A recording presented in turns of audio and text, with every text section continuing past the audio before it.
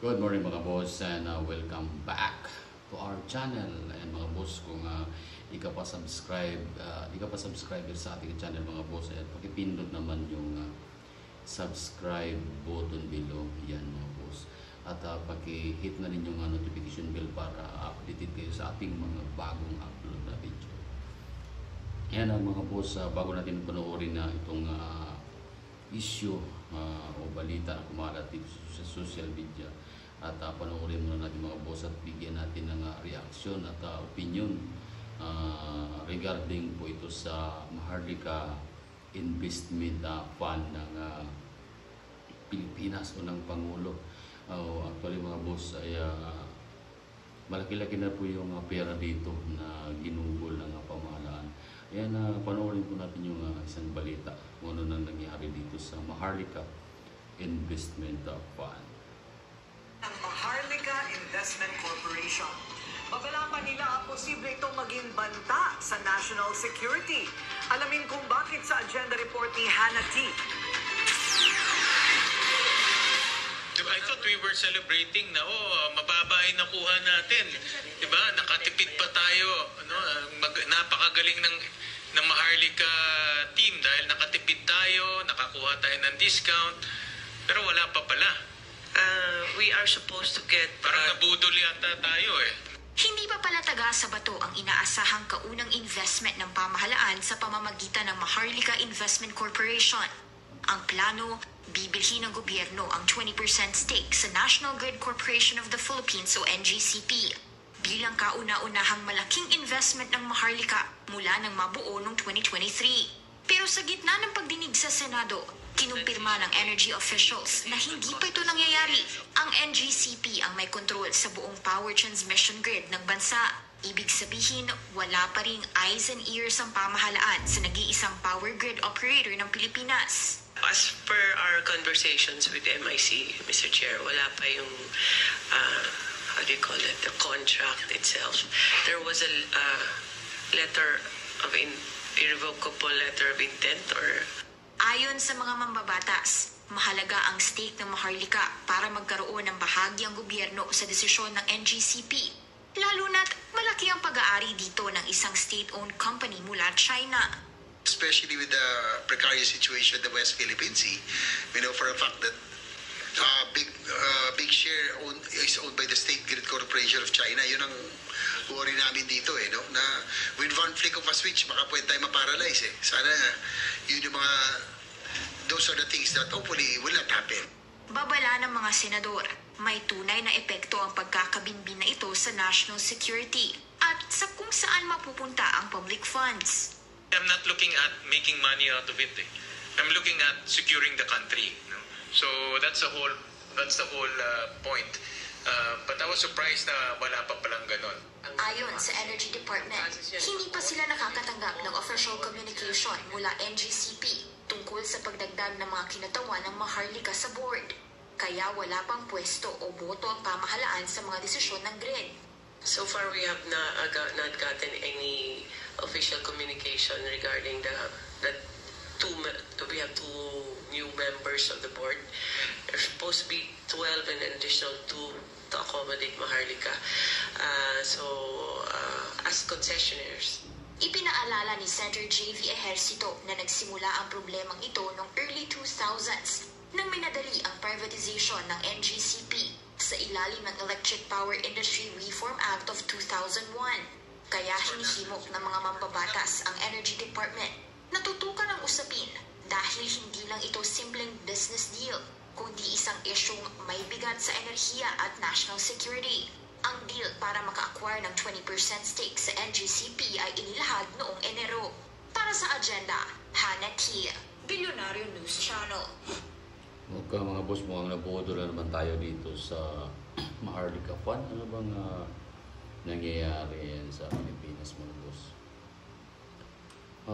Bilyon-bilyon po yung ginagastos yan mga boss actually, pero sa tagalan ng panahon parang wala pa rin walang transparency, ayan, walang balita kung ano nangyari dun sa Maharlika Fund. Kasi may mga nababasa kong mga issue na hindi na nila binabalita yan kasi siguro baka nakulimbat na naman yung pera dyan. Sus Marios. Ang pagkakaalam ko nasa 500 billion yung pera dyan mga boss. So talagang grabe talaga mga boss, no? Grabe yung pangungulimbat nila ng pera ng bayan. Sus.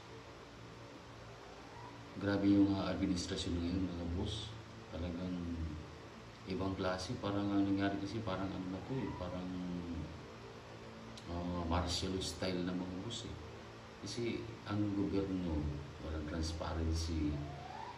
Hindi natin alam bilang isang mamamayan ng bansa. Hindi natin alam kung ano nang nangyayari sa pag-ikot ng ekonomiya ng Pilipinas. Grabe mga boss naman. Biruin mo, pati pa yung mga sa PhilHealth nung dati talagang kinuha nila. Sinero balance nila. Yung PhilHealth na napaka-importante yun para sa kalusugan ng bawat isa. Pero anong ginawa nila mga boss? Kinisero nila yung budget. Tapos ang pagkakalam mo nasa 89 billion di umano yung pera na kinuha nila doon. Pero ang nakaraan lang binalik nila nasa 60. Kaya nga pumalag si Atty. Guanzon. Sabi ni Guanzon, dapat to ibalik yung 89 billion doon sa PhilHealth.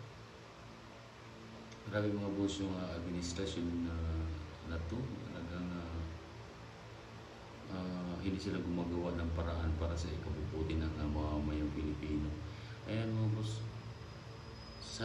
mag-comment kayo dyan, magbigay kayo ng reaction at opinion nyo kung ano yung masasabi nyo dito. Ayan, marami nga nag-aklas, kaliwat ka ng mga nag-aklas, tapos itong ating tagapagtanggol ng bayan, mga taga-AFP, na interview pa sa Bumbu Radyo yata yun, at sinabi na nagulat pa umano siya kung bakit daw babaliktad sila o kaya i-withdraw nila yung mga suporta nila sa Pangulo. Kasi maraming mga retired general yung nag-ano dyan, yung nag-protest tawan sa corruption scandal dyan sa flood control, mga ghost project o mga substandard na project ng DPWH o ng mga contractor. Yan pala mga guni-guni lang mga boss. Grabe no? Ang lupit talaga ng ginawa nila ngayon. Talagang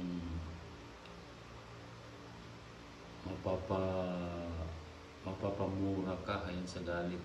Yan besides na wala pa silang nagawang mga project ayan para sa Pilipinas na pakinabangan ng mga Pilipino. Pero wala, mga boss, talagang baliwala sila dyan. Talagang hindi nila pinapansin yun. Kahit nga may mag-rally dyan, hindi nila binibigyan pansin yung mga hinaing ng mga realista o ng mga mamamayang Pilipino. Grabe, sa dami nilang ginawa sa Pilipinas na kabalbalan. Ano sa tingin niyo mga boss? Maayos pa ba yung Pilipinas sa tingin niyo mga boss? Talagang ang administrasyon kasi ngayon walang direksyon. Ang direksyon mga boss. May mga issue pinagtatakpan lang at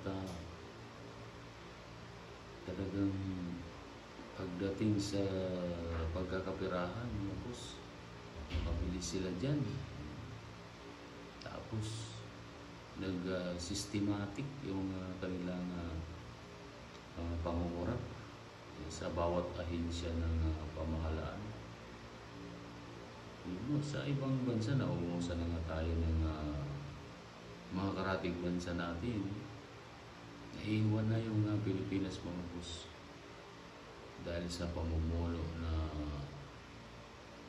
administrasyon ngayon. Kaya mga boss, ano yung masasabi niyo dito? At kung hindi ka pa nakapag-subscribe sa aking channel, ayan mga boss, pagpindot na lang yung subscribe button dyan at pakihit ng notification bell para updated ka sa aking mga video na ilalabas. Yan, hanggang dito na lang muna mga boss.